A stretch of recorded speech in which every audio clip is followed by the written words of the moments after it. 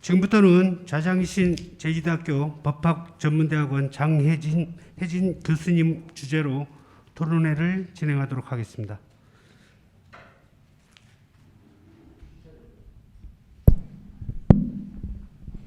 예, 주민자치 재정 확보 방안 토론회의 좌장을 맡게 된 제주대 법학전문대학원 장혜진이라고 합니다. 평소에 이제 신용인 교수님께서 주민자치와 관련해서 굉장히 많은 관심과 노력을 기울이시고 계시다는 사실은 잘 알고 있었는데요. 보다 현실적이고 어떻게 보면은 실현 가능한 주민자치가 되도록 하기 위해서 어떻게 보면 가장 근본적인 문제를 좀 짚어주신 토론회가 된 것, 발표문이 된 것 같습니다. 그래서 가장 무엇보다도 어떻게 하면 누가 주체가 돼서 어떠한 방법으로 그 재원을 마련하고 그 들어오는 재원이 어떤 방식을 통해서 가장 잘 실현될 수 있을 것인지에 대해서 외국의 사례라던가 그리고 현재 우리 중앙 주도적인 재정이 지방 분권이나 주민자치를 위해서 투입되는 부분들이 어떻게 보면 비효율적으로 진행되고 있는 부분들을 보다 현실적으로, 보다 효율적으로 주민자치를 위해서 말기금 형태로 어떻게 운영될 수 있을 것인지에 대한 굉장히 다양한 고민들을 발표를 해주신 것 같습니다. 또 이와 관련해서 지금 현재 이제 네 분의 토론자분께서 굉장히 또 많은 고민들을 담아서 오늘 자리에 참석해 주신 것으로 알고 있습니다. 첫 번째로 이제 지방분권 전국회의 공동대표이신 임건욱 전 고신대 교수님의 말씀 한번 들어보도록 하겠습니다.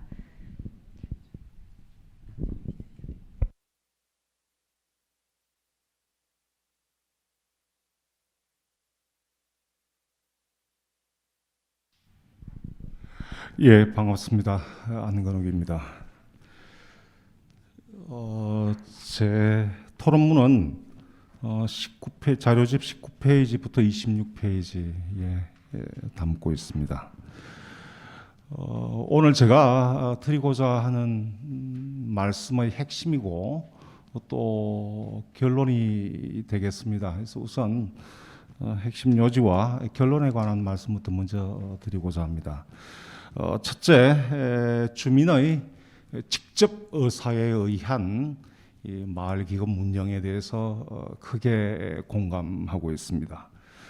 두 번째, 그러나 이 주민의 마을기금 운영은 주민의 자조활동이지 주민자치 작용으로 보기에는 좀 어려운 점이 있지 않은가라는 생각입니다.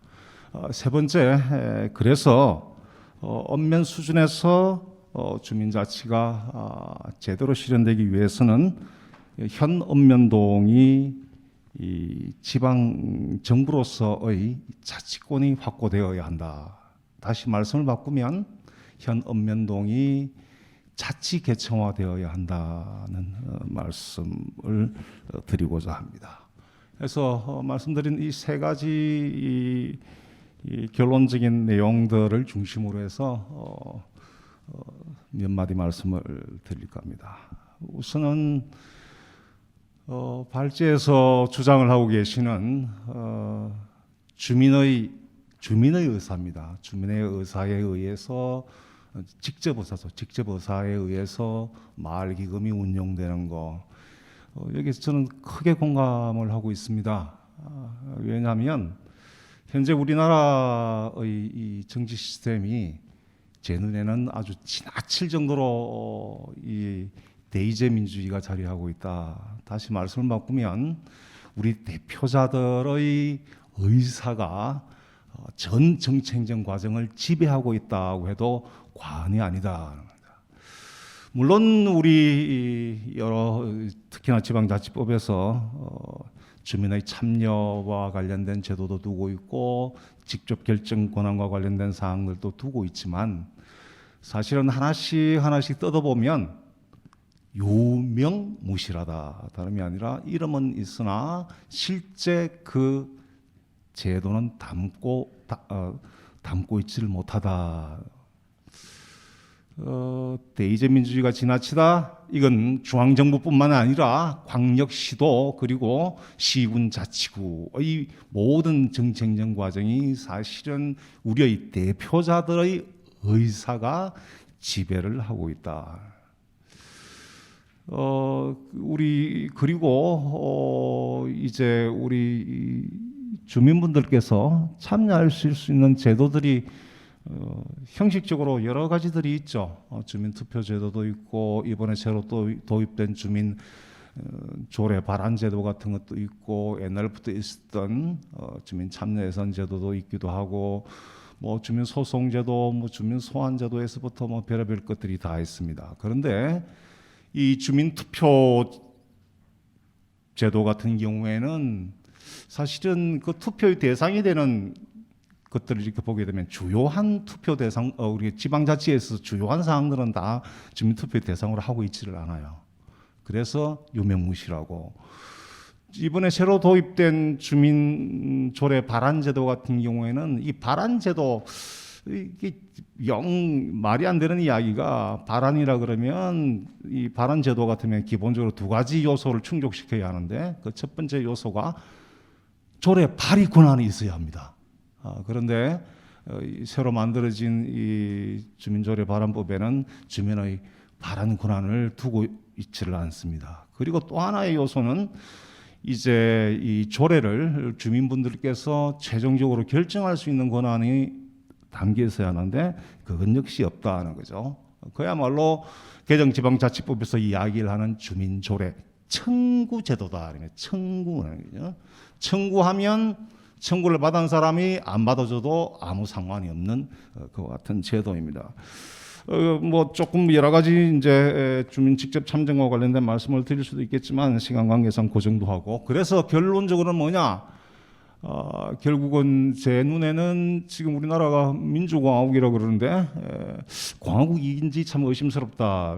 공화국이라는 의미가 다름이 아니라 국민과 국민이 이제 주인인 나라를 갖다 공화국이라고 하는데 주인은 국민이 정쟁전 과정에서 아무런 역할을 못 한다면은 결국은 공화국이라는 말을 하기가 좀 못하다는 생각이 있습니다. 따라서 오늘 발제에서 이야기하신 것처럼 이제 주민들이 직접 뭔가를 해볼 수 있는 그런 공간을 마을기금 운용을 통해서 한번 해보자는 데서 적극 공감한다는 말씀입니다. 실제로 이 대의제 제가 말씀드릴 때 우리나라 정치 시스템이 지나치게 대의제가 지배하고 있는 나라라 그랬는데 대의제 이거 자체를 세계적인 석학이죠. 폴리티컬 에코노믹 내에서 소위 말하는 이제 정치 경제학 범위 내에서 최고의 이제 석학이라고 보는 다운스 같은 사람들은 대의제는 태생적 구조적인 문제로 인해서 민주주의가 실패할 수밖에 없는 시스템이라고 이야기를 합니다. 그 부분에 대해서 저는 오랜 동안 공감을 해왔었고 그리고 이 대의 시스템이 민주주의 실패뿐만 아니라 어디로 이어지게 되냐 하면은 이제 대의 대표자들이 모여 있는 정부 기구가 제대로 작동을 하지 않으면서 여러 가지 정책 실패를 가져오게 됩니다. 이걸 갖다가 이제 독일 말로는 슈타트페어자근이라고 해서 이제 정책 마비, 정부 실패 뭐 이런 이야기가 되는 것들이죠. 그리고 이게 단지 아까 발제에서도 뭐 주택 문제라든 여러 가지 이제 정책 실패 문제들을 짚어주셨는데 이게 이제 우리 행정 범위 내에서 보면은 이 대의제 자체가 굉장히 비능률적이고 비효율적이다는 말을 파킨슨이라는 학자, 그 다음에 니스칸네는 학자 이런 분들께서 아주 세계적인 석학들이죠. 이분들께서 굉장히 비효율적이다. 왜 그러냐면은 이제 이 대의제 같은 경우에는 계속해서 실질적으로 공공기능을 수행하는 업무와 별 관계없이 자꾸 막 이렇게 사무와 관계없이 해야 될 일과 별 관계없이 막 자리 자꾸 만들고 또 뭐 자기 부서 자꾸 크게 하고 뭐 그러다 보니까 예산은 자꾸 늘어나고 예산이 자꾸 늘어나면서 하는 일과 예산이 서로 일체를 하지 않으면서 비효율과 비능률이 발생하게 됐다는 이야기들을 하고 있고 뿐만 아니라 여러 학자들께서 하시는 말씀이 이제 대의제 같은 경우에 현장에 있는 정책정의 여러 가지 문제나 지역 공동체와 관련된 문제를 갖다가 제대로 파악하지 못하면서 현지성 결여죠. 현지성 결여가 생기면서 소위 말하는 정책정의 혁신성 역시 굉장히 떨어지면서 비효율적일 수밖에 없다라는 이야기를 합니다. 이런 여러 가지 대의민주주의 하에서 사실은 대의민주주의라고 제가 붙였습니다만은 민주주의라고 붙이기가 좀 힘들죠. 이 대의 정치 시스템 하에서 빚어질 수 있는 소위 말하는 이제 공공 서비스의 사각지대나 그 다음에 결핍 문제를 신 교수께서 이제 발표를 한 그와 같은 마을 기금 운용을 통해서 어느 정도 보완을 할 수 있다는 생각을 합니다. 뿐만 아니라 이것이 이 마을 기금 운용 제도라는 것이 결국은 우리 국민들에게 그리고 우리 주민분들에게 우리가 스스로 뭔가를 해결해야 되겠구나 하는 그와 같은 인식을 고취시키면서 현재의 지나친 대의민주주의 정치 시스템을 개혁하는 데 있어서 하나의 촉매적 역할을 할 수 있을 것이라는 생각을 합니다. 그래서 그런 데서 큰 의의를 저는 보고 있고, 그러나 다만 이제 두 번째 꼭지 이야기입니다. 다름이 아니라 이 주민에 의해서 운영되는 이 마을 기금이라는 것이 이게 주민의 자치작용이냐? 저는 자치작용으로 보는 데는 좀 문제가 있다 싶고, 제가 볼 때는 우리의 문제를 우리 스스로 해결하겠다고 말하는 주민의 자조 활동으로 정의하는 게 옳겠다 싶은 생각이 듭니다. 제가 자료집 23페이지, 4페이지에서 독일의 이제 여러 가지 이제 주택 조합과 관련된 것들을 썼는데, 이게 완전한 이제 청유 제도로 보기는 힘듭니다. 청유 제도도 일부 들어 있고, 사실은 하나의 법인의 형태로 주민들 스스로 소위 말하는 서드 섹터 부분 쪽이죠. 서드 섹터 영역에서 활동을 하고 있는 것들을 갖다 소개를 해놨는데, 이게 여러 지방자치단체들이 이제 주택과 관련해서는 소위 말하는 이제 그 지방 공기업이 있고, 그와 병행해서 또 이제 이렇게 주민들 스스로 조합을 만들어서 운영을 하고 있는 소위 말하는 서드 섹터 영역 내에서의 자조 집단들이 있어요. 그런데 이걸 그 독일 내에서 이야기를 할 때 이게 주민 자치로 보고 있지를 않습니다. 이건 주민 자조 활동으로 보고 있죠. 소위 말하는 이제 그 비로글리히에 젤버스힐페 그룹훈이라고 해서 자조 집단으로 보고 있습니다. 그래서 제가 결론적으로 드리고 싶은 말씀은 다름이 아니라 마지막 꼭지가 되죠. 세 번째 꼭지에서 드리고 싶은 이야기가, 따라서 우리 읍면 수준에서 주민자치가 실질적으로 실현되기 위해서는 읍면동이 지방정부로서의 자치권이 확보되어야 한다. 다름이 아니라 이 자치계층화되어야 된다는 이야기죠. 우리 저기 발제에서도 이야기하고 있습니다만은, 발제에서 이야기를 하고 있는 게 이제 우리 마을 기금을 어떻게 운영할 것인가, 운영 주체를 보게 되면은 이제 지휘 감독권하는 이제 주민자치회가 가지고, 그다음에 실질적인 사업은 마을 기업이라든지 또 다른 하나의 소위 말하는 사회적 경제 형태의 조직들이 이걸 운영을 하자고 말하는데, 아시다시피 주민자치회 그리고 마을 기업 이런 것들이 이제 자치 기구가 아니라는 건 여러분도 저도 다 알고 아는 사실 아닙니까? 근데 자치 기구가 아닌 기구가 활동을 하는 게 주민 자치냐? 아니라는 것이죠. 그래서 꼭 이제 읍면동이 지방자치단체화되어야 한다. 그것을 우리 국내에 있는 선배 학자들을 또 그렇게 짚고 계십니다. 정일섭 교수나 최창호 교수 같은 경우에 선배 교수분들께서 하시는 말씀이, 주민자치는 본래 지방자치권, 소위 말하는 자치단체가 존재될 때에 주민자치라는 것이 존재하지, 그렇지 않으면 존재하지 않는다고 이야기를 하고 있고, 그리고 서울대에서 오랜 동안 연구를 해오던 이달공 교수 같은 경우에, 그러면은 이제 주민자치를 실질적으로 담을 수 있는 그릇은 정책적 시스템으로서의 그 모양새는 어떠하냐, 다름이 아니라 읍면동 수준에서는 직접 민주주의가 도입되어야 한다. 그런데 완전한 직접 민주주의로 하는 준직접 민주주의죠. 서비스식의 그런 이야기를 합니다. 그래서 제가 볼 때에 앞으로 우리가 진정한 주민자치를 실현하고자 한다면 읍면동을 자치계층화하고, 그리고 그 자치의 형태는 준직접 민주주의, 아까 신용인 교수가 이야기한 것처럼 주민총회 가서면 주민 전체의 모임 자체가 최고의 의결기관으로서 기능을 하고, 그리고 이제 공무원이 있는 거죠. 공무원이 있고, 이렇게 될 때에 사실은 주민자치를 바람직한 주민자치를 실현할 수 있다는 생각입니다. 그리고 마을기금 같은 경우에도 이렇게 이제 직접민주주의 형태의 이 읍면동 지방정부가 들어서게 되면 이걸 마을기금을 이제 고유사무화해서 마을기금을 고유사무화하고 그렇게 하면은 오히려 지금 이제 그 지방자치단체화되지 않은 상태보다는 훨씬 활성화될 수 있을 걸로 저는 보고 있습니다. 그리고 이제 소위 말해서 이제 지금 현재 주민자치회 사실은 주민자치회 이게 너무 지나친 과다한 이제 명칭입니다. 자체 요소가 전혀 없는 이곳에 자치란 명칭을 붙인 거예요. 그래서 이거는 사실은 주민자치회라기보다는 주민참여회입니다. 참여회. 왜냐하면 여러분들 주민자치회 내에 있는 이 사무들을 보게 되면은 협의 업무, 뭡니까 수탁 업무 이런 것들이 이제 주를 이루고 있거든요. 이 수탁하고 뭐 협의 뭐 이런 것들이 무슨 결정권이 전혀 없는 상태인데 그게 뭔 자치입니까? 참여하는 그러니까 시군 자치구가 하는 정책 사업 과정에 주민들이 참여를 하는 거예요. 주민 참여 예산 역시 이 주민들이 이 뭔가를 결정하는 것이 아니라 예산을 이렇게 해달라고 청구하는 거예요.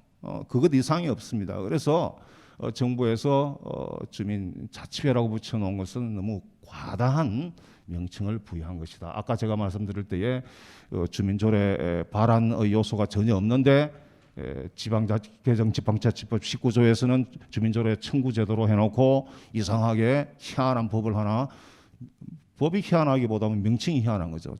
주민조례 발안 제도라고 법이라고 만드는 그와 유사한 맥락으로 볼 수가 있습니다. 제가 말씀이 너무 길었습니다. 죄송합니다. 감사합니다. 예, 안건욱 교수님 말씀을 잘 들었습니다. 일단 제가 이해하기로는 보다 어떻게 보면 좀 더 구조적인 부분에 대해서 언급을 하신 것 같아요. 그래서 지방 분권 내지는 주민 자치가 직접적으로 이제 구현되기 위해서는 지금 신용 교수님은 어떻게 보면 실질적인 지금 현재 있는 구조 속에서 기금을 마련하는 방안을 통해서 현실적인 접근의 중요성을 강조하신 반면 이제 안 교수님은 보다 직접적인 변화 그리고 읍면동까지도 직접 민주주의 적용을 받도록 하는 필요성에 대해서 좀 얘기를 해주신 것 같습니다. 자, 이 부분 관해서 혹시 신용 교수님 또 언급하실 부분이 있으실지 어떤 생각이실지 제가 참 궁금해가지고 잠시 마이크를 좀 넘겨드려볼까 합니다. 마지막에 한 건 하시겠습니까? 예, 그러면은 자, 다음으로는요 안봉수 사단법인 마을공동체연구소 소장님 토론 말씀 듣겠습니다.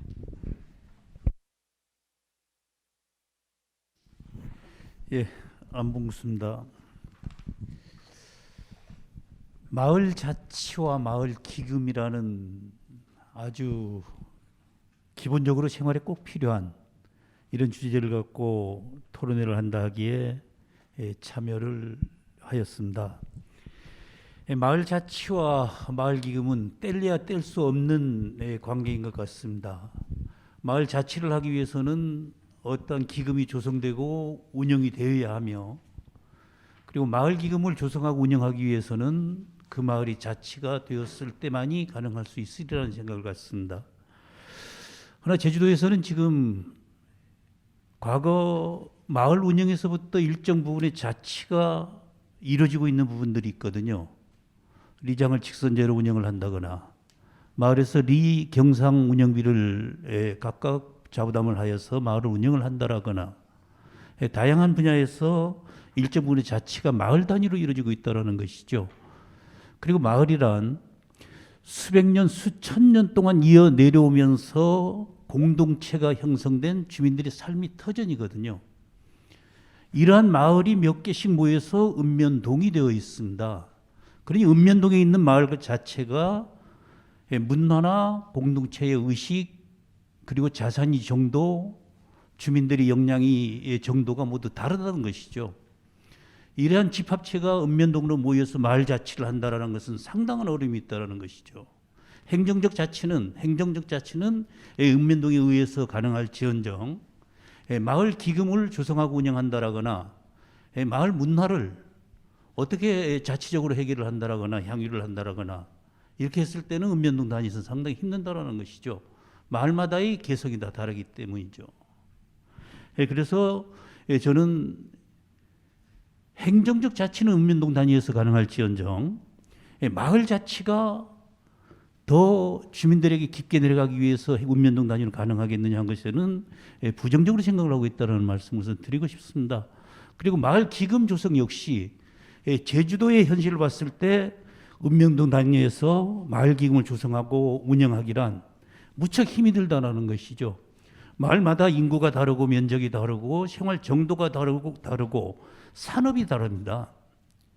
이러한 사람들이 집합체가 되어서 읍면동에서 마을 기금을 조성하고 운영한다라는 것은 무척 힘이 들다라는 것이죠. 지금 중앙정부에서 지원해서 지역개발 사업으로 진행하고 있는 읍면동 소재지 정비 사업이라고 있습니다. 종합개발 사업이라고. 그 사업만 하나 하더라도 읍면동의 읍면동 소재지에만 그게 집중이 되고 인근 마을에까지 파급도 안 되고 있다라는 것입니다. 그리고 참여 의식도 없다라는 것이죠. 읍면동 단위에서 마을 기금을 조성하고 운영한다 하더라도 읍면동 소재지 마을에만 한정된 그런 사업으로 흘러버릴 예감은 좀 많다라는 말씀을 드리고 싶습니다. 그렇지 않아도 지금 전국 각지에서도 그렇게 이루어지고 있을 것입니다만은 마을 발전 기금이라는 명목으로 마을에서 조성되고 있는 기금들이 있습니다. 어디 발전 사업을 하기 위해서, 개발 사업을 하기 위해서 마을 발전 기금을 기탁을 하는 업체, 아니면은 내가 이 마을에 와서 이주해서 살겠는데 마을에 좀 발전 기금 내고 같이 생활하겠습니다 하면서 자발적으로 내는 것들. 그러나 이런 것들이 조성되어서 운영하는 과정에서 마을에 오히려 더 분란이 생겨날 수도 없지 않아 있다라는 것이죠. 과거에 제주도에서는 지금 해안가에 양식장, 양어장들이 무척 많이 있습니다.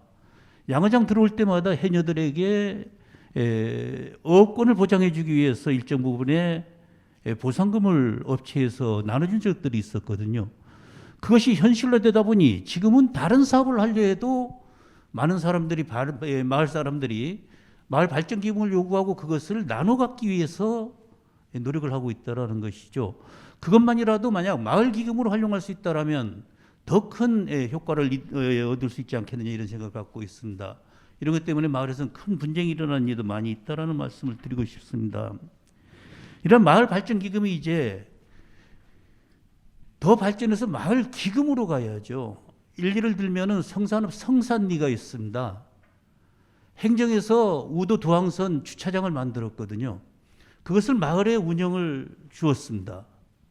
마을에서 운영을 하면서 거기서 나는 수익으로 코로나 재난 지원금을 2번에 거쳐서 마을 전 주민에게 마을에서 지급을 했거든요. 학생들에게 학자금을 지원합니다.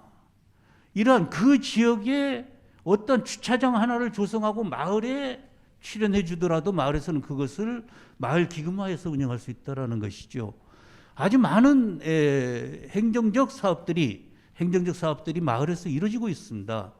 이런 것을 이루어졌을 때 수익에 결부된 사업들을 그 마을에 이양을 해줄 수 있다라면 그 마을은 마을 기금을 조성하는데 큰 도움이 되고 그 마을 기금을 운영하면서 주민들이 큰 도움이 될 수 있지 않겠느냐 하는 마음을 갖고 있습니다.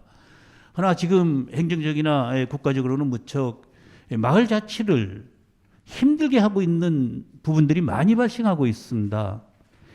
세금의 문제만 하더라도 과거에는 리 소유의 부동산에 세금을 부과하지 않았었거든요. 근데 이제는 리 소유의, 마을 소유의 부동산에 세금을 부과하고 있습니다. 지금 일례로 학교 살리기 운동을 하면서 행정에서 지원해 주어서 지은 주택에 과다한 세금이 부과되어서 마을에서 힘들어하고 있거든요. 마을 기금을 조성하고 운영하는데 오히려 행정에서 역행을 하고 있다는 것이죠. 이런 것들이 다른 여러 가지를 토론하기 이전에 우선 기본적으로 마을에서 자생할 수 있는 것들을 제외하는 요소들이 없는가 하는 것도 고민해 보아야 한다는 생각을 갖습니다.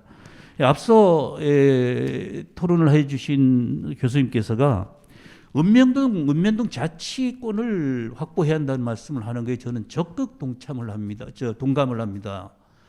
읍면동 자치회가 법인격이 되고 그리고 기금을 운영하고 조성해서 운영을 하고 그 지역에서 마을과 문화, 마을과 자치, 마을과 복지 사업을 할 수 있다라면 우리나라는 더욱 지역이 균형 발전과 활기찬 지역이 되지 않겠느냐 이런 생각을 갖고 있습니다. 마지막으로 말씀을 드리고 싶은 것은 마을 기금을 조성하기 위해서는 주민들이 주인이 되어야 한다라는 것이죠. 마을 기금을 조성하면서 앞서 발제를 하여 주신 신용희 교수님께서 말씀하셨습니다마는 주민 참여 예산 사업이 있습니다.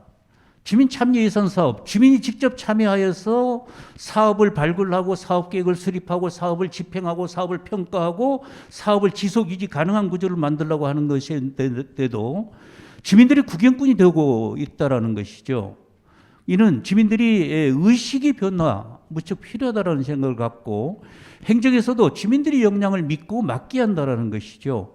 과거에는 주민들이 역량이 따라오지 못하기 때문에 행정의 간섭과 통제와 그리고 감독이 무척 많았었죠.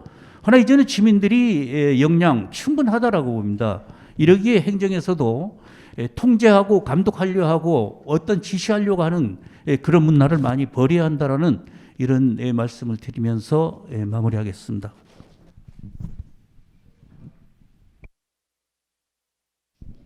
예, 안봉수 사단법인 마을공동체연구소 소장님 말씀 잘 들었습니다.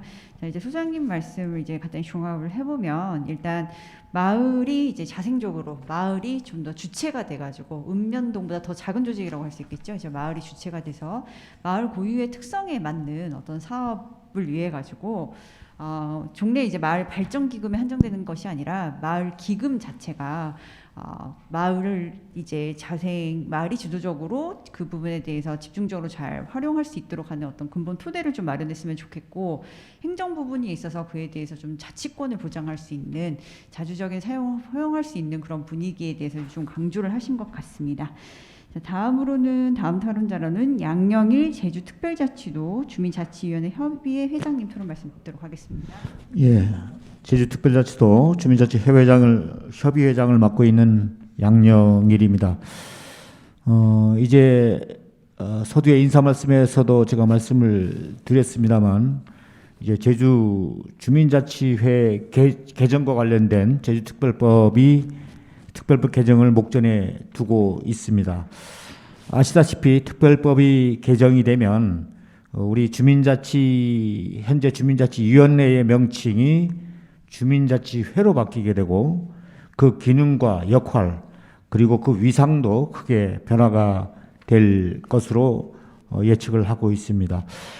물론 법이 개정이 됐다고 해서 그리고 또 명칭이 바뀐다고 해서 하루아침에 자리 잡을 수는 없을 것입니다. 그래서 오늘 이런 토론회도 있는 걸로 이해를 하고 있고, 그래서 우리 주민자치회가 좀 더 빨리 안착이 되고 활성화되기 위해서는 어떤 것들이 좀 필요한가를 몇 가지를 먼저 말씀을 드리고 말미에 재정 확보 방안에 대해서도 좀 생각하는 바를 몇 가지 말씀드리는 걸로 진행을 하겠습니다.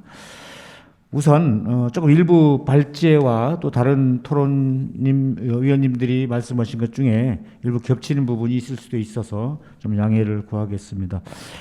우선 우리 제주형 주민자치의 안착을 위해서는 우선 무엇보다도 지금 현재 시스템, 현재 기구의 일원화와 더불어서 또 이제 내년 주민자치회가 발족이 되면 새롭게 어떤 주민자치위원들을 뽑고 선정을 하는 절차를 가지게 되겠는데, 우리 주민자치위원님들의 역량 건강 문제를 먼저 해결해야 된다는 생각을 갖고 있습니다.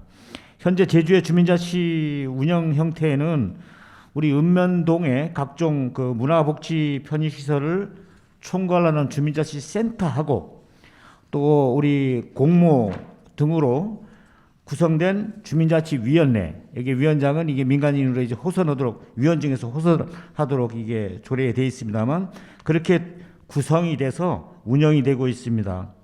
현재 시스템상으로는 사실상 지금 현재 주민자치의 어떤 메인 기능은 주민자치센터가 수행을 하고 있는 실정입니다.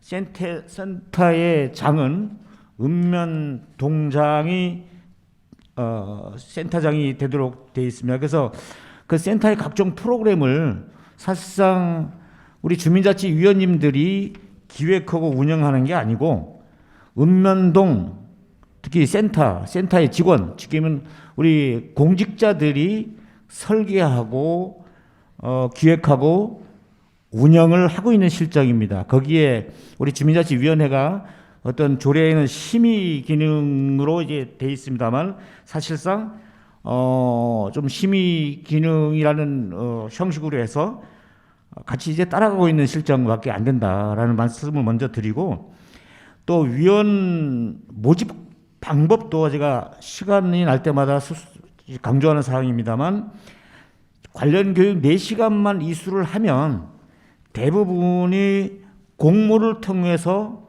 모집을 하도록 지금 되어 있습니다. 그래서 모집 인원이 인구별로 각 읍면동별로 조금씩 차이가 있는데 모집 인원이 오버가 되면 추첨을 해서 위원으로 선정하도록, 쉽게 얘기하면 오버가 되면 제비뽑기로 위원을 선정하도록 현재 돼 있다는 말씀을 드리겠습니다. 두 번째로는 사무국 설치가 반드시 필요하다. 주민자치회가 발족이 되면 현재 우리 주민자치센터 운영 조례상에는 행정지원과 관련해서 6급 상당 공무원으로 하여금 사무처리를 보조할 수 있다라고 규정을 하고 있습니다. 그래서 주민자치팀에 주민자치 업무를 담당하고 있는 실무주무관님이 같이 이제 읍면동에서 도와서 일을 하고 있는 실정입니다. 주민자치회가 추진이 되면 우리 지금 하고 있는 주민자치 업무는 기본이고 읍면동 행정기능에 대한 어떤 업무 협의, 또 행정기관의 위수탁 업무까지를 해야 됩니다. 그렇게 되면 반드시 사무국 자체도 필요하고 그에 따른 공간도 필요하다는 말씀을 드리겠습니다. 세 번째는 법인격이 있어야 된다. 이 부분 이유는 우리 신 교수님 발제에서도 말씀을 했기 때문에 구체적인 이유는 생략하도록 하겠습니다. 마지막으로 마지막은 아니죠. 공유재산과 관련돼서 제가 각종 토론회의 때 보면 계속 그 말씀을 드렸는데 지금 우리 시단위 새마을단체라든지 또 바르게 살기 운영위원회, 자유총연맹, 민주평통 이런 단체들은 그 각각 해당 그 개별 법령에 그 국공유재산의 무상 사용 근거를 두고 있습니다. 그래서 운영비도 국비 내지는 지방비로 지급을 하고 있고 또 사무실도 제공을 하고 있다. 그런데 우리 주민자치와 관련돼서는 지금 개정이 되고 있는 특별법에도 이 부분이 담겨져 있지 않다. 제가 몇 번 건의를 했습니다만 아직 안 되고 있어서 이 부분을 어떤 형식으로든 공유재산, 우리 국유재산까지는 아니더라도 공유재산 사용 근거를 법에 담아야 한다. 안 그러면 최소한 조례상으로도 담을 수 있으면 담아야 된다. 안 그랬을 경우 현장에서 사실상 사무실을 하나 사용하는 것도 여러 가지 논란을 야기할 수 있는 여지가 있다라는 말씀을 드리고요. 마지막으로 재정 확보 방안, 오늘 주제가 됩니다만 이 부분에 대해서 정말 상당한 고민과 나름대로의 방안이 있어야만 우리가 새롭게 출범하는 주민자치회가 좀 안착을 할 수 있다라는 말씀으로 해서 몇 가지 꼭 필요한 사항에 대해서는 이 정도로 더 있습니다만 마무리를 하도록 하고, 재정 확보와 관련돼서 재정 확보를 어떻게 해나갈 것인가에 대해서 제가 가지고 있는 주관적인 상황을 먼저 말씀을 드리겠습니다. 첫 번째, 지금 당장 내년 2023년도부터는 주민자치회가 발족될 걸로 예상을 하고 있는데, 그러면 지금 자료가 유튜버님들한테 제공이 될는지는 모르겠습니다만 지금 자료 38페이지에 보시면 지금 현재 예를 들어서 서귀포시의 2022년도 주민자치와 관련된 예산을 제가 참고로 넣었습니다. 전체적으로는 2억 한 4,400만 원 정도 되는데요.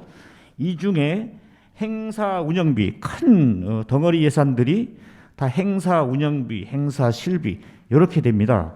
실질적으로 이거는 행사 운영이라 하면 읍면동 또는 시 행정기관에서 집행을 하는 예산이죠. 과목상 민간이 집행할 수 있는 예산이 아닙니다.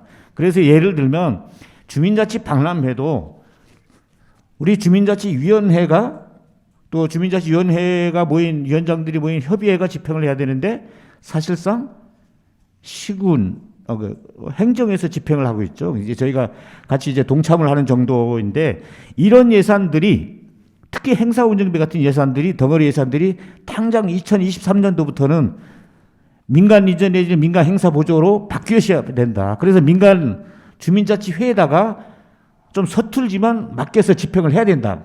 그래야 자치 역량을 키울 수 있다고 생각을 합니다. 오늘 행정에서 나오신 분들이 안 계셔서 이 유튜브를 통해서 나중에 제가 말씀을 행정에도 전달을 하도록 하겠습니다. 두 번째는 아까 제가 말씀드렸던 주민자치센터하고 센터의 운영 집행권도 읍면동장이 아닌 새로운 주민자치회장이 센터장이 돼서 설계하고 집행하고 운영을 해야 된다. 그 관련 예산도 물론 같이 집행을 해야 된다는 말씀이고요. 세 번째는 우리 신용인 교수님 그 발제에 잠깐 언급을 했습니다만 지금 주민세 중에 주민세는 어떤 식으로 나가느냐면 우리 법인 회사에 법인할 주민세 지금 명칭이 조금 바뀐 걸로 알고 있는데 그리고 우리 개인들한테 받아내는 개인 균등할 주민세 지금 그 행식으로 해서 지금 주민세가 나가고 있는데 원래 세입 예산을 확인해 보니까 개인 균등분 법인에 부과되는 주민세를 빼고 개인에 부과되는 주민세만 우리 서귀포시가 한 3억 한 5천, 제주시가 한 9억 정도 됩니다. 그러면 그 돈만이라도 우리 주민자치회가 사용을 하자.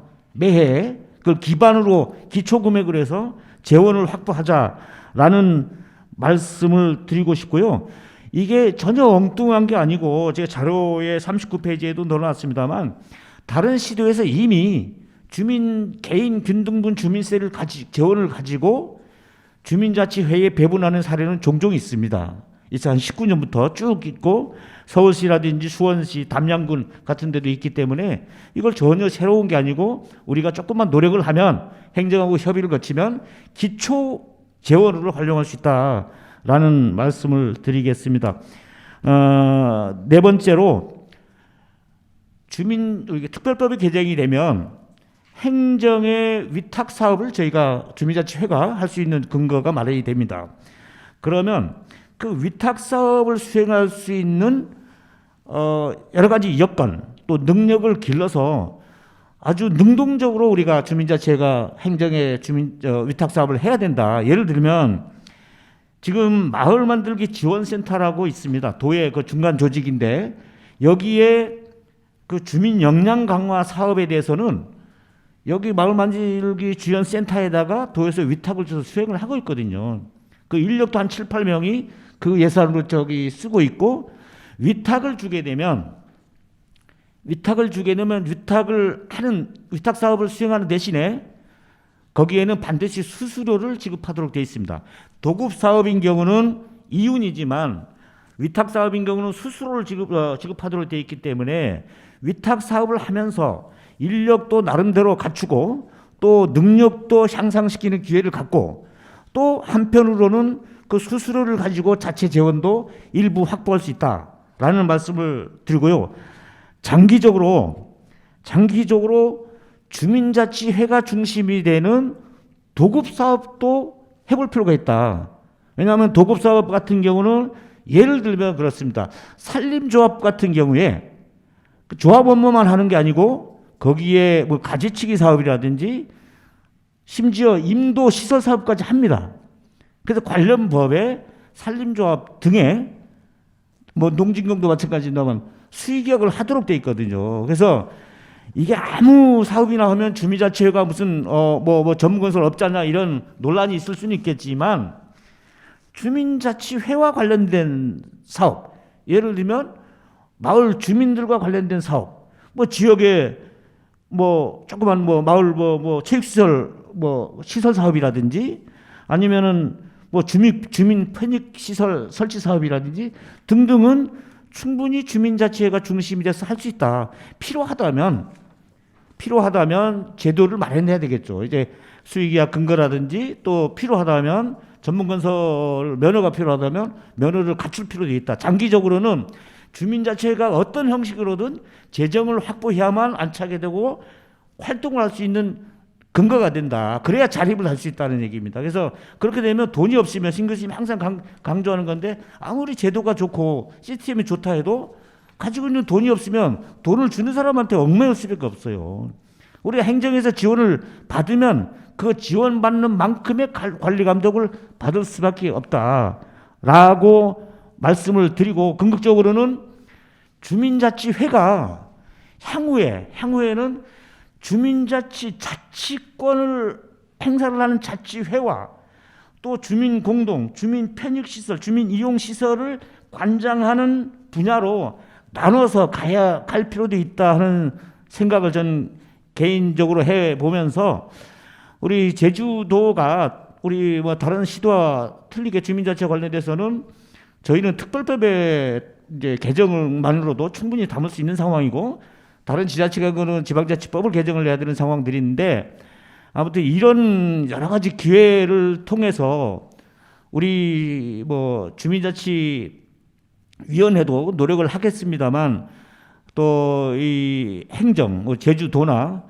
또 더 나아가서는 우리 의회까지도 어차피 특별법의 개정이 예정이 돼 있으니 그리고 지방자치법의 개정이 할 걸로 예견돼 있으니 관련해서 제주도의 주민자치회를 어떻게 안착시키고 발전시킬 것인가라는 자리를 여러 기구가 같이 공동으로 마련을 해서 미리 준비를 해야만 저희가 빠른 시일 내에 안착을 할 수 있다라는 생각을 합니다. 예, 이상 마치도록 하겠습니다. 예, 양영일 제주특별자치도 주민자치위원회 협의회장님 토론문 잘 들었습니다. 토론 말씀 잘 들었고요. 일단 이제 당장 제주특별법 개정에 따라서 아마 내년도 정도로 예상하고 계시는 이제 주민자치회가 어떻게 조직적으로도 좀 안정될 수 있을 것이냐 하는 방안에 대한 고민도 알려주셨고, 이 주민자치회가 실질적으로 어떻게 보면 재정 확보를 어떻게 할 수 있느냐 하는 디테일한 방법에 대해서도 이제 밝혀주셨습니다. 아마 이제 신용인 교수님 발표문하고 이제 부분적으로 공통되는 부분도 있고요. 실질적으로 우리 제주에서 적용될 주민자치회에 관련된 어떤 예산 과목 조정이라던가 그다음에 실질적인 사업과 관련된 구체적인 재원 확보 방안 등에 대해서 굉장히 고민을 많이 해주신 것 같습니다. 이제 다음으로는 최종원 한국행정연구원 선임연구위원회 토론 말씀 들어보도록 하겠습니다. 예, 안녕하세요. 한국행정연구원의 최종훈입니다. 오늘 자리에 초대해 주셔서 감사드리고요. 오늘 좋은 말씀 많이 들었습니다. 아이디어도 예전에 제가 고민하던 아이디어들도 굉장히 많이 주셔가지고 같이 그 고민할 수 있는 기회가 앞으로 있지 않을까라는 기대가 있고요. 다만 이제 오늘 이제 말씀드릴 얘기들은 이제 일반적으로 이런 얘기들을 하면 이제 비판하는 분들이 제기하는 문제 제기들이 프로토타입들이 있잖아요. 그래서 그 문제에 대한 답을 준비해 놓으십사 하는 의미로 토론 말씀을 좀 얹고 싶고요. 또 한편으로는 뭐 어찌 보면 같은 맥락일 수도 있겠습니다만 궤를 좀 달리하는 제가 생각하는 마을 지역 혹은 공동체에서의 재정 지원 혹은 재정 확보에 대한 말씀을 조금 얹는 걸로 좀 말씀을 진행할까 합니다. 그러니까 일반적으로 이제 이 마을이나 사회적 경제나 공동체 이런 쪽에 이제 한편에서는 이제 제기하는 말씀이 한편으로 이제 신 교수님께서 이제 발표 주실 때 가장 도전적으로 그 말미를 풀었었던 부분이 돈 없이 주민자치가 가능할까라는 말씀을 주셨지만 또 비판적으로 말씀하는 분들이 말씀하시는 거로는 돈만 있다면 가능할까라는 말씀을 또 같이 제기할 수 있을 것 같아요. 그래서 아마도 뭐 그런 의미는 아니겠습니다만 돈을 포함하는 모델이 필요하다라는 생각을 합니다. 더더군다나 뭐 아시다시피 저는 이제 행정학을 전공한 입장에서 이제 기재부에서는 아시다시피 기금에 대해서 매우 엄격한 제도를 유지하고 있잖아요. 지난 20년, 30년 동안 제가 처음 행정학을 공부하는 그 시점부터 계속되었었던 게 기재부에서 기금에 대해서 특히나 아까 이제 제안해 주셨던 여러 모델 이들을 보면 이제 정부에서 중앙 정부에서 특히 뭐 지자체가 되든 중앙 정부에서 있는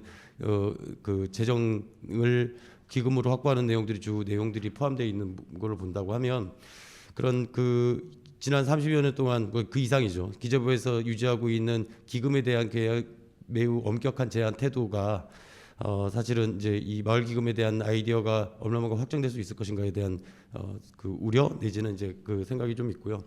심지어 이제 새로운 기금은 없다 이런 얘기들이 기재부에서 계속하고 있던 얘기들이거든요. 그래서 그런 생각들이 좀 들었고 또 하나 이제 마을 기금과 마을 기업 말씀도 이제 동의하는 차원에서 이제 문제를 제기하기 위해서 좀 말씀을 좀 제가 이제 들었었던 고민들을 좀 더 얹어서 말씀드리자면 어찌 보면 이제 마을 기금 마을 기업을 만드는 데서 마을 기금의 활용이라든지 여러 가지 아이디어를 말씀 주셨는데 그냥 그 자체로만 본다고 하면 현재 마을 기업에 대한 금융 지원은 총액상으로 보면 어찌 보면 넘치는 실정 아닐까? 그러니까 제대로 활용되어 있지 못하면 굉장히 뭐 모자라고 또 필요한 수준일 수도 있겠습니다만 아시다시피 각 지자체들 제도를 포함해서 각 지자체들이 마을 기업 등 사회적 경제 조직의 지원에 굉장히 많이 지원이 되고 지역에서는 지원되고 있지만 그것들이 이제 제대로 활용되지 못하는 모습들을 본다면 돈이나 재정이 제대로 확보된다고 해서 이 모델들이 제대로 굴러갈 수 있을 것인가에 대한 고민이 그래서 이제 아까 제가 말씀드린 재정 혹은 돈 이제 일명 돈을 포함한 모델에 대한 고민들이 좀 확장돼야 되지 않을까라는 생각이 듭니다. 그래서 그 방금 말씀드린 것처럼 마을 기금을 포함한 여러 가지 사회적 경제 그 기금들이 운영되는 내용 운영되는 것들을 보면 마을 기금으로 운영된다고 이런 문제들이 해결될 수 있을 것인가에 대한 고민도 한번 같이 해보면 어떨까라는 생각이 들었습니다.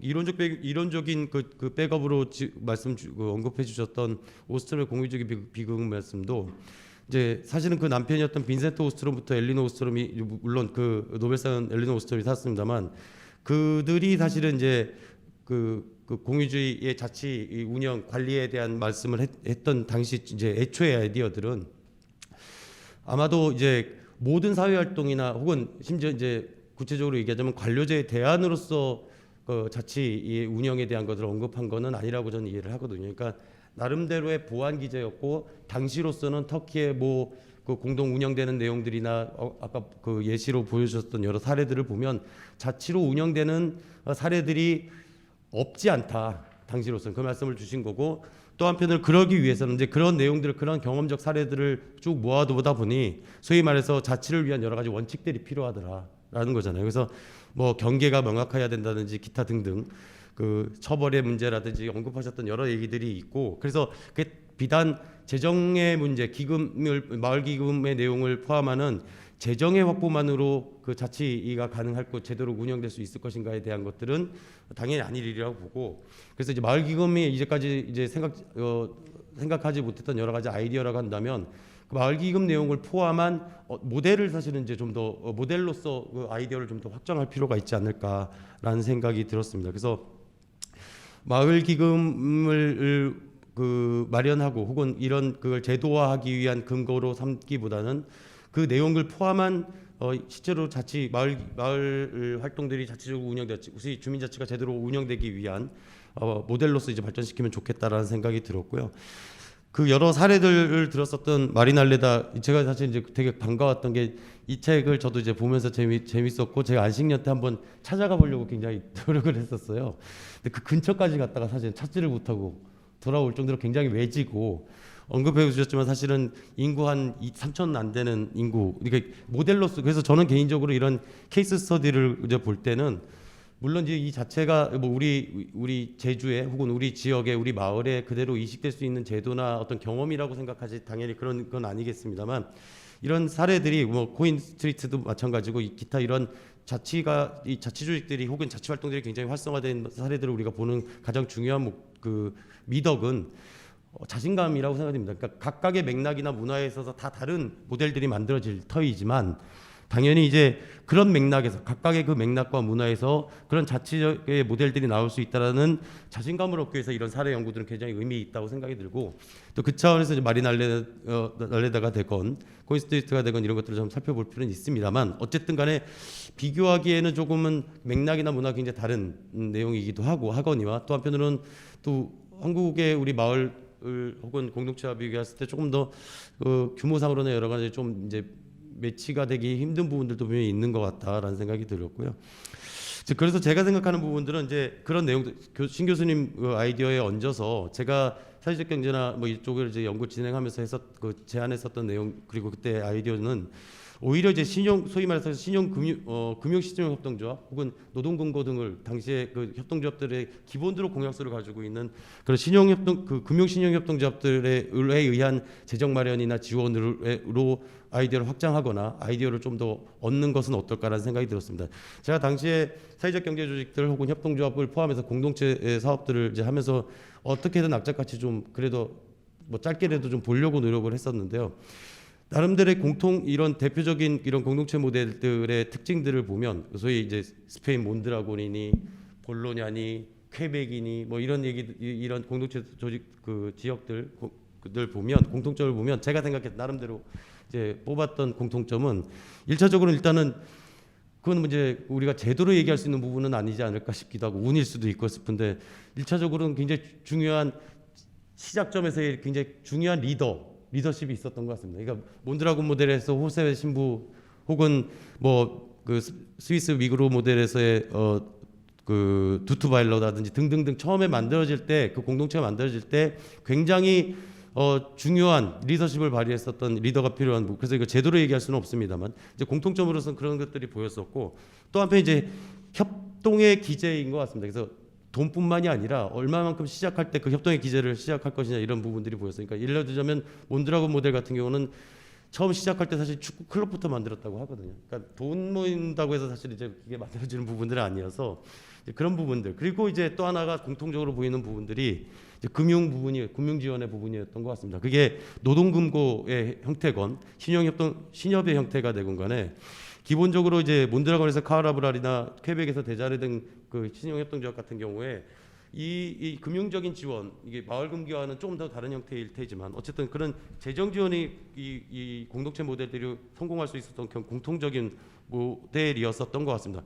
그래서 조금은 마을기금 형태도 좀 더 발전하고 아마 더 자세한 내용들을 얻는다고 한다면 뭐 또 다른 굉장히 다양한 모습들이 나올 수 있겠습니다만 당시 그 모델들에서 그 지역에서 나오는 여러 가지 노동금고나 신협에서의 모델들의 그 장점들을 보면 재정 지원뿐만이 아니라 경영 컨설팅이나 소위 이제 아까 나왔었던 여러 가지 모니터링이나 감사 등등등도 이런 그 금융 노동금고나 신협을 통해서 이제 이루어질 수 있는 장점이 있었고요.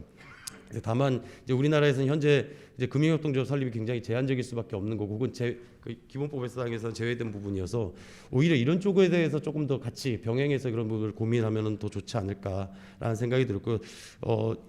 참고로 이제 퀘벡 모델 같은 경우는 아까 전에 그 사후적인 통제 이런 말씀도 주셨는데 기본적으로 퀘벡 모델 같은 경우에서는 그 우리처럼 이제 지금은 거의 좀 보조금 형태로 사실 사회적 경제나 공동체라든지 마을에다가 이제 돈을 뿌려주는 형태라고 한다면 이 퀘벡 모델 같은 경우는 사실은 이제 그래서 이제 그런 금융들이 필요한 것 같습니다.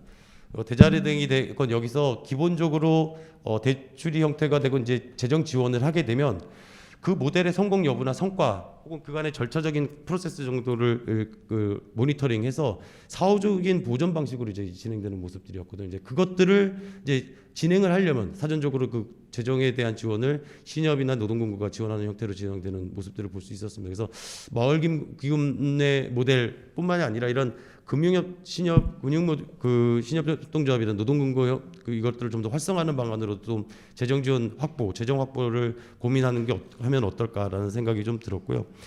이제 또 한편 이제 오늘 그 토론해 주신 안 교수님 말씀 들으면서 들었던 생각이 있어서 좀 마지막으로 한 말씀 더 붙이자면, 그러니까 과도한 대의민주주의와 주민자치에 대한 말씀을 주셨습니다. 그래서 시민의 직접 참여. 근데 그런 소위 직접의 시민의 참여나 직접 민주주의는 제 개인적으로는 그 시민의 직접 참여는 수기 민주주의의 형태가 돼야 된다고 생각이 듭니다. 그러니까 시민의 참여 혹은 주민의 참여에서 수기가 생략되면 그걸 이제 많은 사람들이 이제 포퓰리즘이라고 굉장히 공격을 많이들 하거든요. 그러니까 수기가 생략된 그 직접 민주주의 혹은 뭐 이런 얘기할 때는 기본적으로 그 포퓰리즘이라는 멍에를 벗어나기 굉장히 어려운 부분이 있다라는 겁니다. 그래서 그러면 어떻게 그 수기성을 담보할 것인가가 굉장히 중요한 부분이고 그것이 역시 주민자치의 성패에 굉장히 중요한 부분이라고 생각이 듭니다. 또 한편으로 연결돼서 말씀드리면 결국에는 그래서 지역에서 벌어지는 여러 가지 사업들과 관련해서 갈등 관리라든지 지역적인 수위, 사회적인 수기에 대한 역량 제고 없이는 아무리 재정적인 부분이 확보된다 하더라도 성공 모델을 만들기 거의 난망하지 않을까라는 생각이 듭니다. 그래서 개인적으로 이제 저도 이제 공동체 사업에는 이제 갈등 관리나 이런 것들이 이제 나름대로 관심사여서 사례들을 이렇게 쭉 보다 보면 많은 경우에 또 여기 또 많이 이 현장에 계신 분들은 아시겠습니다만 잘 지내는 듯 혹은 관심 없이 지내는 듯 하다가 마을에 돌이 떨어지면서 갈등이 시작되거든요.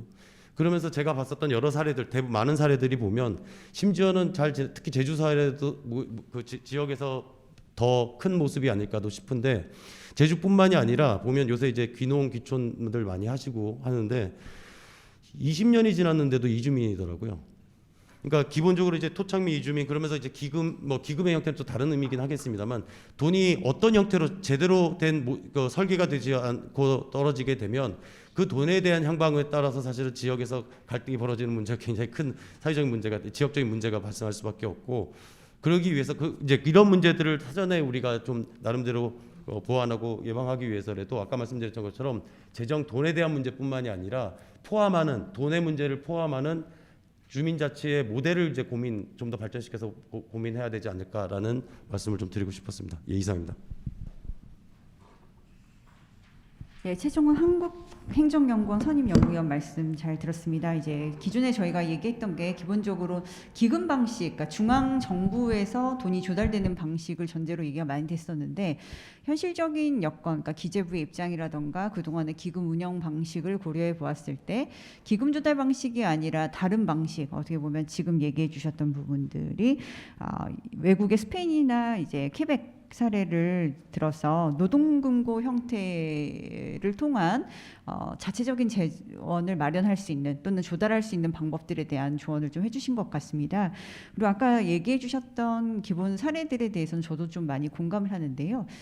이제 제가 이제 예전에 했던 사건 중에 하나도 이제 마을 총회, 그러니까 제주도 사례는 아니고요, 경기도권에 있는 마을인데 마을 총회에서 어떤 사태가 이제 사건이 문제가 됐습니다. 근데 이제 기존에 거기에 계시던 분들 그리고 마을의 이제 소유자분들하고 이주하신 분들, 그러니까 본인이 집을 소유하지 않으신 분들 사이에 어떤 지하수와 관련돼서 교부됐던 돈이 이제 이주하신 분들 입장에서는 그러니까 그 해당지에 임차 형태로 살고 계시지만 지하수 이용해서는 굉장히 똑같이 불이익을 받게 된 그런 상황에서 본인들은 어떤 마을 총회에 가서도 의견을 피력할 수는 있으나 반영되지 않는 이런 부분들이 실질적으로 문제가 돼서 소송까지 갔었거든요. 그래서 그런 것들을 보면서 사실 주민자치의 가장 근본적인 모습이 주민이 자치가 되는 것인데 거기에 또 주민자치를 더 잘하기 위해서 재정적인 방안이 이제 충실히 마련돼야 되는데 그런 과정에서 또 어떻게 보면 주민자치의 근본적인 모습이 좀 흔들리거나 이런 부분도 분명히 있어서 그런 부분들도 지금 오늘 토론에 참석하신 분들 그리고 발표해 주신 우리 신용인 교수님도 좀 고민을 많이 하셔보셨지 않을까 하는 그런 생각을 좀 해봅니다. 오늘 이제 네 분이 다 이제 귀한 시간 내주셔서 굉장히 어떻게 보면 다들 공통된 의견은 주민자치를 어떻게 하면 활성화시킬 것이냐, 그리고 그에 있어서 재정이 중요한 문제인 것은 100% 확실하니 어떻게 그런 재정을 효율적으로 내지는 합리적으로 잘 조율할 수 있을 것이냐 하는 고민들을 많이 발표해 주신 것 같고요. 마지막으로는 이제 토론자들 말씀을 잘 들었기 때문에 우리 신효인 교수님께서 종합 한번 정리하신 말씀 한번 들어보도록 하겠습니다. 예, 토론자분들 말씀 잘 들었고요. 많이 저도 배우고 공부가 됐습니다. 몇 가지 이제 문제 제기한 부분에 대해서 이제 제 나름대로 이제 답변을 해야 될 것 같은데요. 먼저 안 대표님께서 결국은 마을기금이란 거는 주민자치가 아니라 주민자조고 읍면동 자치단체가 돼야 되는 거 아니냐. 기본적으로는 읍면동 자치단체 되는 부분에 대해서 되게 공감을 합니다. 그리고 저도 한때 읍면동 지방자치단체화를 분명하게 주장을 했었는데요. 막상 근데 제가 공부를 좀 더 해보다 보니까 헌법을 보다 보니까 좀 난제가 하나 있어요. 왜냐하면 우리 헌법에 보면은 지방자치단체는 의회를 둬야 되고요. 의회의 의원은 선거로 뽑아야 됩니다. 그러면은 헌법상의 지방자치단체로 읍면동이 전환이 됐을 때는 읍면동 자체도 대의제 민주주의가 채택될 수밖에 없는 거예요. 주민총회 안 돼요. 그리고 지금처럼 뭐 추첨으로 뽑던다든지 추천한다든지 안 돼요. 선거로 무조건 뽑아야 돼요. 그러면은 과연 읍면동까지 그렇게 대의제를 관철시킬 필요가 있는가? 우리 안 대표님도 지금 대의제의 과잉을 문제 삼았잖아요. 그래서 주민자치의 자치권을 갖는 거는 헌법과 지방자치법상의 지방자치단체로 가는 것이 아니라 어떤 특수한 공법 형태로 가야겠다. 그래서 지금 주민자치위원회, 주민자치의 이거를 계속 법인화시키고 발전시켜서 좀 특수한 형태의 어떤 그 자치단체로 갈 때 진정한 어떤 풀뿌리 민주주의 또 집정 민주주의가 실현되지 않겠느냐 그런 생각을 하고 있습니다. 그리고 이제 우리 안봉수 소장님께서 마을기금은 읍면동보다 그 오히려 리나 자연불확다이가 더 적합하다 이런 말씀을 하셨는데 마을기금을요 일종의 그 주민 자조조직으로 본다면은 안봉수 소장님 말씀이 맞는데 저는 주민자치기구로 봅니다. 기본적으로 지금 우리 제주도의 리단이나 자연불확단위에서 마을기금들이 많이 조성돼 있는데 이거는 국가나 어떤 지자체의 출연금으로 조성되는 게 아니라 주민들이 스스로 조성되거나 또는 기부금을 받아서 조성되는 자율적인 조직입니다. 국가나 지자체가 어떤 감독하고 관여하기가 좀 어렵습니다. 근데 읍면동 단위에서 지금 꾸려지는 그 마을기금은요 철저하게 공적인 조직이에요. 국가나 법령에 의해서 이루어지고 또 법령에 의해서 집행되기 때문에 아까 그 우리 자장님께서 뭐 이주민하고 이런 갈등들 이런 거 있는데 지금 마을기금을 그걸 개입하기가 참 어려워요. 그런데 만약 국가 단위 이런 법률이나 조례에 의해서 정비가 되면 그 문제는 법률과 조례에서 규율될 수 있거든요. 그리고 사실은 그 엘리너 오스트롬 같은 경우도 이 제도 설계를 되게 강조했어요. 8가지 원리. 아까 우리 최 박사님께서도 잠깐 언급을 했는데요. 그러니까 근데 지금 자생적으로 하고 있는 경우는 제도 설계에도 한계가 많아요. 사조직이고 어떻게 보면 자율적인 조직인데 뒤늦게 국가가 법률이나 조례로 의해서 규정한다는 거는 사실은 사유재산권 침해 문제도 발생하고 여러 가지 문제가 있기 때문에 어려운데 지금 읍면동 차원에서 하는 거는 주민자치 차원에서 이루어지는 자치기구로서 이루어지기 때문에 제도 설계가 처음부터 제대로 될 수 있다. 그래서 좀 다른 차원이고 설령 읍면동 차원에서 마을기금이 형성된다 하더라도 그건 리단위에 있는 마을기금하고는 별도의 것입니다. 통합될 수도 없어요. 예, 리단위에서 마을기금대로 운영이 되고 주민자치회가 운영되는 마을기금은 또 별도의 법률과 조례에 의해서 운영될 거고 또 그렇게 하다 보면은 그 조세특례 같은 것들도 법이 규정될 수가 있습니다. 그러면 아까 말한 그 부동산 세금 문제나 이런 문제도 다 풀어낼 수 있거든요. 그런 식으로 풀어나니까 지금 읍면동 단위에서 마을기금은 리 단위에서 자주적으로 운영하는 마을기금하고는 다르다. 그렇게 말씀드리고 싶고요. 우리 양영일 회장님 말씀은 다 공감이 가고, 예, 뭐 특별하게 제가 더 언급할 건 없이 공감이 가고요. 우리 최종현 박사님 말씀 중에 그 기재부가 이게 기금 조성에 대해서 되게 엄격하게 규제를 하고 있는데 이게 가능하겠냐? 다른 방법으로 가야 되지 않겠냐 그러는데 물론 그렇긴 합니다. 기재부가 그 기금이라는 것이 방만하게 운영돼서는 안 된다 그러는데 저는 출발을 주민 참여 예산부터 해보자. 어차피 주민들을 위해서 쓰고 매년 쓰는 예산인데 주민 뜻대로 쓰게 하면 안 되냐? 그런 논리까지 기재부가 반대할 수 쉽지 않을 것이다 이런 생각이 들고요. 그리고 모델을 고민해야 된다는 얘기를 했는데요. 저는 지금 행정이 하는 일 중에서 제일 좀 안타까운 것 중에 하나가 자꾸 수익 사업을 이야기해요. 그런데 이런 주민자치회라든지 이런 데서 수익 사업을 제대로 한다는 건 거의 불가능합니다. 제가 볼 때. 아니 자영업자들이 정말 자기 혼신을 노력을 기울여서 사업을 하더라도 망하는 게 수익 사업인데 되겠어요? 그러니까 저는 어렵게 모델 갈 거 없다. 땅 짓고 해협치기 사업해야 된다. 그 대표적인 사업이 뭐냐? 부동산 사업입니다. 부동산을 사서 정말 집 없는 사람들한테 저렴한 가격으로 임대 주고 또 영세 상인들한테 저렴한 가격으로 임대 주고 상가들요. 이런 사업을 하면 이건 망하는 사업이 아니에요. 재산은 그대로 남고. 예? 이런 어떤 그러면서 정말 주민들한테 필요한 걸 할 수 있거든요. 저는 땅 짓고 헤엄칠 수 있는 사업들 그런 사업을 해야 된다. 그런데 그런 사업은 일종의 특혜 사업일 수도 있으니까 기본적으로 이건 공공성이 담보돼야죠. 공공성이 담보돼야 되고 모든 주민이 민주적으로 참여할 수 있어야 되고 그 혜택을 골고루 누릴 수 있는 어떤 제도 설계 시스템이 잘 돼야죠. 그러기 위해서는 이 마을기금은 철저하게 공적으로 가야 된다고 생각이 됩니다. 또 그와 관련돼서 뭐 이제 많은 이야기를 했는데요. 제가 볼 때 하나 더 드리고 싶은 말씀은요. 물론 마을기금을 처음 만들어 놓다면 제도적으로 왕비하더라도 여러 가지 문제가 발생할 거라고 저는 생각합니다. 갈등도 많을 거고. 근데 그럼에도 불구하고 뭐 구더기가 무서워 장 못 담느냐 이런 말도 있잖아요. 우리가 그런 것들이 두려워서 제도화하지 않는다면은 주민자치는 영원히 할 수 없어요. 그런 비유를 들고 싶어요. 지금 자치 역량이 안 돼서 일단 자치 역량부터 키우자. 그 다음에 주민자치하자. 뭐 이런 이야기를 하는데 예를 들면 수영을 못하는 사람한테 이 사람이 수영을 못하니까 일단은 수영 이론부터 제대로 가르치고 나중에 수영을 하게 하자. 그래갖고 책상 앞에 앉혀갖고요. 선진 수영 이론을 백날 가르쳐 보세요. 그 사람 수영 못합니다. 영원히 못합니다. 일단은 기본적인 거 얘기하고 물에 빠뜨리고 지도하면서 물도 좀 먹어가면서 그러면서 하다 보면 수영을 잘하게 되는 거예요. 주민자치를 성공하려면요, 제가 볼 때는 일단은 주민자치 해야 돼요.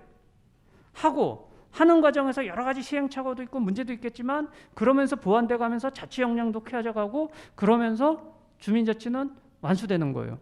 사실 미국의 민주주의를 쓴 그 토크빌이 이런 말을 했거든요. 이 주민자치라는 거는 먼저 제도화가 돼야 된다. 제도화가 된 바탕 속에서 충분한 어떤 자치 관습이 쌓였을 때 주민자치가 제대로 된다. 이 말을 했었거든요. 저는 그 말에 되게 공감이 가면서 여러 가지 문제가 있는 거는 계속 어떤 법을 개정한다든지 뭐 기타 방법을 통해서 보완해 가야 되지만 일단은 시작을 해야 된다. 시작을 해야지만 거기서부터 이제 첫걸음을 뗄 수 있는 거지. 자치 역량을 얘기한다든지 다른 걸 이야기하면서 어떤 제도화를 미루는 거는 영원히 안 되는 것이다. 그런 이야기를 하고 싶고요. 그리고 뭐 사회적 금융 이야기 하셨는데 그거는 그거대로 또 가면 되는 거고 문제는 사회적 금융을 이야기하면서 어떤 뭐 도단이나 국가 단위에서 그런 기금을 조성하고 읍면동에서 그 기금에 따라서 어떤 사업을 하라 그러면 또 하나의 중앙 집권화가 이루어져요. 그러니까 읍면동이 자체적으로 기금을 마련하는 게 중요하다. 그리고 그 기금이 일종의 뭐 사회적 기금 형태도 갈 수 있고 할 수 있잖아요. 그런 식으로 가야지 어떤 풀뿌리 자치가 자리를 이렇게 잡을 수 있을 것이다. 그래서 사회적 금융이나 그런 쪽은 또 그런 쪽대로 가고 마을 자치와 관련된 주민 자치와 관련된 어떤 마을 기금이 일종의 마을 금융이잖아요. 마을 사회적 금융이니까 그건 또 별도로 가야 된다. 이런 생각을 합니다. 예, 이상입니다. 네, 신용인 교수님 종합 정리 말씀 잘 들었습니다. 네, 이제 마지막으로 제 개인적인 좌장으로서 개인적인 의견 하나를 추가를 좀 붙이고 싶은데요. 일단 기본적으로 신 교수님께서 추진하시는 부분에서 어차피 이게 기금 단발성 사업을 전제로 한 건 아니시잖아요. 추가적으로 매년 또는 정기적으로 기금이 들어오는 것도 전제로 하고 계시다면 이제 기본적으로 주민자치를 원하는 지역적 조직 내지는 지역적 규모가 있을 텐데 그 규모에 따른 어떻게 보면 지원 금액은 당연히 다를 수밖에 없을 것이고 그리고 그런 지속적인 교부가 잘 진행이 되려면 아까 밑빠진 독에 물 붓기가 아니라 땅 짚고 헤어질 수 있도록 해줘야 된다라는 말씀을 하셨기 때문에 그럼 단순한 수익성 평가가 아니라 공익적 평가를 통해 가지고 이런 부분이 얼른 눈에 보이기에는 재정적으로 큰 수익을 나는 것을 목표로 하진 않지만 이런 부분 때문에 공익적 목표가 있기 때문에 내지는 공익적 효과가 있기 때문에 우리가 이 사업을 계속할 필요가 있다. 이 기금을 계속 받아서 마을 재원으로 쓸 수 있도록 하는 토대가 마련되어야 된다라는 것을 선제적으로 미리 준비를 하지 않으면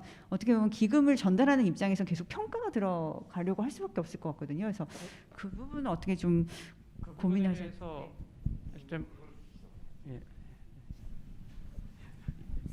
그 부분에 대해서 이제 잠시 말씀드리면 지금 그 예산 지원에 있어서 가장 큰 문제점이 뭐냐면요. 매년 써야 돼요. 매년 써야 되다 보니까 매년 소진해야 되니까 그 분류불급한데도 그냥 써버리는 거예요. 그리고 장기 사업은 못합니다.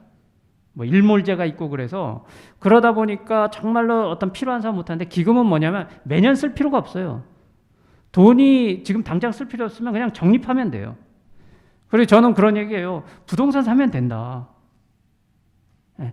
그런 식으로 그래서 그렇게 되면 불효불급하고 지금 당장 쓸 게 없으면은 그냥 적립하고 또 필요하면은 토지를 사고 이런 식으로 풀어가면 될 것이다. 그리고 실제로 그러면 이제 중앙정부에서 얼마를 어느 마을에 얼마를 출연하느냐 이런 부분에 대해서는 이제 굉장히 이게 뜨거운 감자가 될 텐데 이 부분에 대해서는 기본적인 원칙적인 기준이 법률에 규정이 돼 있어야겠죠. 뭐 인구 비례라든지 기타 등등 그리고 가산점 뭐 이런 거 있을 거고 또 예를 들면 잘하는 쪽에 대해서는 좀 더 인센티브를 줄 수 있고 못하는 쪽에 대해서는 페널티를 줄 수도 있고요. 뭐 하다못해 파산 제도가 도입될 수도 있는 거고요. 정말로 못하는 데는 파산 제도가 도입될 수도 있고 그건 제도화로 좀 풀어가야 되는 문제인데 어쨌든 지금 현재 가장 큰 문제점은 제가 볼 땐 행정이 지원이 가장 큰 문제점은 매년 다 써야 되고 장기 사업을 못하니까 그걸 풀기 위해서라도 기금은 필요하다. 그리고 부동산 사거나 이런 거 못하잖아요. 근데 사실은 재산이 적립되려면 부동산이 있든지 뭐 주식을 하든지 뭐가 있어야 될 거 아니에요. 그건 지금 못하게 하고 써야 되니까. 그리고 자꾸 수익사업하고 하는데 수익사업은 망하기 딱 좋거든요.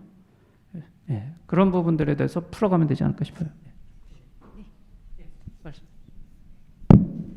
예, 잠깐만 첨언을 하고 싶습니다. 새마을 금고를 저는 많이 생각을 하거든요.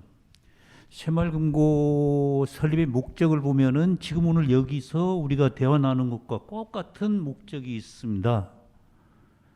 그래서 읍면동에 내려오는 예산 예탁기관만이라도 새마을금고의 새마을금고 설립과 운영을 조금 문을 넓히고 그리고 읍면동에 내려오는 예산만큼이라도 사업비만큼이라도 그 새마을금고에서 관리를 할 수 있다라면 그리고 작은 것들을 모아서 크게 활용할 수 있는 주민들이 작은 것들을 모아서 크게 활용할 수 있는 방법도 충분히 나올 수 있으리라 봅니다. 그래서 저는 새마을금고는 뭐 금융강도권 산나에 있는 것도 아니고 행안부에 있지 않습니까? 그래서 그것도 한번 우리 마을 기금을 조성하고 운영하는데 적극 활용하는 방안 한번 고민해보는 것, 연구해보는 것 좋지 않겠느냐 이런 생각을 갖고 있습니다.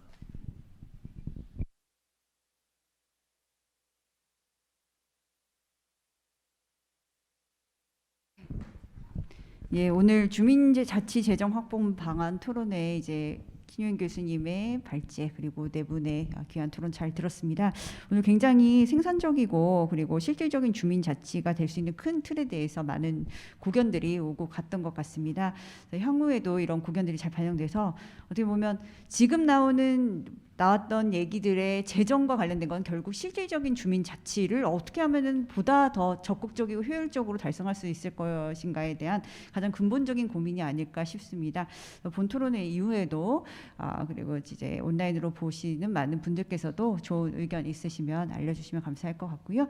좋은 말씀해주신 발표자분 및 토론자분들께 다시 한번 감사드리면서 본 토론회를 마치도록 하겠습니다. 감사합니다.